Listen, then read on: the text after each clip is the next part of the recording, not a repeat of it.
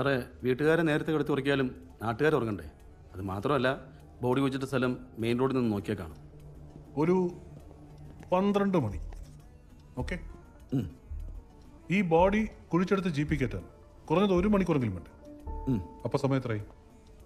1 മണി. അതായത് ഓഗസ്റ്റ് 4-ാം തീയതി രാവിലെ 1 മണി. വേറൊരിടത്ത് ബോഡി കുഴിയെടുത്ത് മൂടാൻ കുറഞ്ഞ ഒരു 1.5 മണിക്കൂറെങ്കിലും വേണ്ടേ? ഇത് കഴിഞ്ഞ് തിരിച്ച് ജോർജ് കുട്ടി വീട്ടിലൊരു 4:30-ക്കെങ്കിലും എത്തണം. അപ്പോൾ 1 മണിക്ക് ബോഡിയുമായിട്ട് പുറപ്പെട്ട ജോർജ് കുട്ടി തിരിച്ച് 4:30 മണിക്ക് വീട്ടിലെത്തണമെങ്കിൽ ജോർജ് കുട്ടിക്ക് ബോഡി ഡിസ്പോസ് ചെയ്തിട്ട് വരാനുള്ള സമയം, അയാളുടെ ക്രൈം ടൈം എന്ന് പറയുന്നത് 3.5 hours.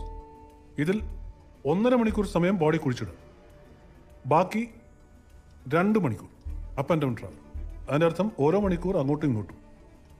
ഈ അസംഷൻ ശരിയാണെങ്കിൽ ജോർജ് കുട്ടി അയാളുടെ വീട്ടിൻ്റെ ഒരു 50 കിലോമീറ്റർ റേഡിയസിനുള്ളിലായിരിക്കണം ബോഡി കുഴിച്ചിട്ട്.